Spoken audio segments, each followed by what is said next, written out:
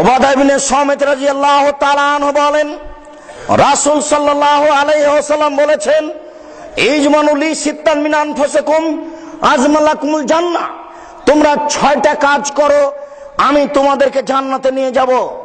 তোমরা 6টা কাজ করো, পৃথিবীর মানুষ, আমি মুহাম্মদ সাল্লাল্লাহু আলাইহি ওয়াসাল্লাম বলে গেলাম, তোমরা 6টা কাজ করো, আমি তোমাদেরকে জান্নাতে নিয়ে যাব। কিভাবে নিয়ে যাব সেটা আমার ব্যাপার। এক, অসদকু এজা হাদ্দাসতুম, কথা বললে সত্য কথা বলো, আমি জান্নাতে নিয়ে যাব। 2, অফিয়ে যাওয়াতুম, ওয়াদা করলে পূর্ণ করো, আমি জান্নাতে নিয়ে যাব। কাপুরুষের সন্তান কাপুরুষ, তুমি তার সহযোগিতা করো কেন? ও সকালে যে কথা বলেছে সেটা বিকালে অস্বীকার করেছে। তুমি তাকে চিনো না? জীবনে একটা ওয়াদা পূরণ করেনি, তুমি তার সাথে কেন? তোমরা ওয়াদা পূরণ করো, আমি জান্নাতে নিয়ে যাব। 3, অদ্দুয়ে যাও তুমেন্তুম, আমানত রাখা হলে সময়ে তা প্রদান করো। মেম্বার সাহেব, জনগণের গম এসেছে, আপনি জনগণের কাছে পৌঁছে দেন। চেয়ারম্যান, মেম্বার, এমপি, মন্ত্রী জানে না তার দায়িত্ব কি জিনিস।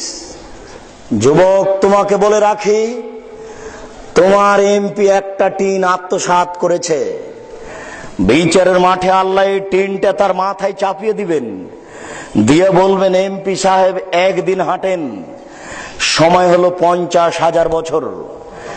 আর যদি বলেন এমপি 3 দিন হাঁটেন, তাহলে সময় হলো 1.5 লক্ষ বছর।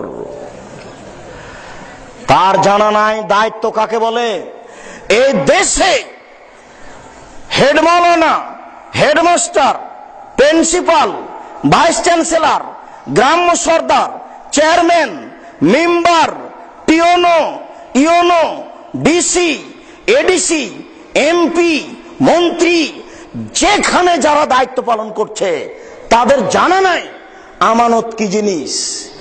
আমাদের নবী মুহাম্মদ সাল্লাল্লাহু আলাইহি ওয়াসাল্লাম বলেন, সময় আমানত পূরণ করো, আমি জান্নাতে নিয়ে যাব।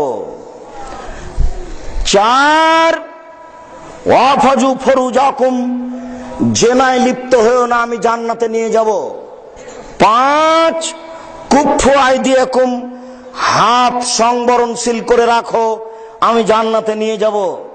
দলীয় চাপে, দলীয় চোটে, দলীয় ক্ষমতাতে রিকশায় উঠে একটু পরে রিকশা থেকে নেমে বলছে, এই কত টাকা ভাড়া?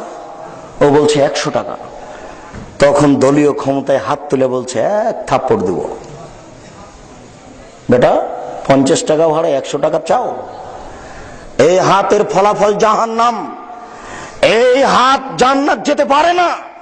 আমাদের নবী মুহাম্মদ সাল্লাল্লাহু আলাইহি ওয়াসাল্লাম বলেন, তুমি হাতকে গুটিয়ে রাখো, আমি জান্নাতে নিয়ে যাব। 6, কুফু আবসারাকুম, গুজ্জু আবসারাকুম, চক্ষু নিচু করো, আমি জান্নাতে নিয়ে যাব। যুবক, তোমার সাথে আমার এখানে অতীব গুরুত্বপূর্ণ কথা। চক্ষু নিচু করো, আমি জান্নাতে নিয়ে যাব। আমাদের নবী মুহাম্মদ সাল্লাল্লাহু আলাইহি ওয়াসাল্লাম বলেন, 3 শ্রেণীর চক্ষু জান্নাতে যাবেই, 3 শ্রেণীর মানুষ জান্নাতে যাবেই, 3 শ্রেণীর মানুষ জান্নাতে যাবেই। তার 1 শ্রেণীর মানুষ হচ্ছে গাজাত মাহারে মাহুম, যারা তাদের চক্ষুকে নিচু করে বেগানা নারীকে দেখে, বেগানা নারীকে দেখে চক্ষু নিচু করে যারা, জান্নাতে যাবে তারা। বেগানা নারীকে দেখে চক্ষু নিচু করে যারা, জান্নাতে যাবে তারা। বেগানা নারীকে দেখে চক্ষু নিচু করে যারা, জান্নাতে যাবে তারা।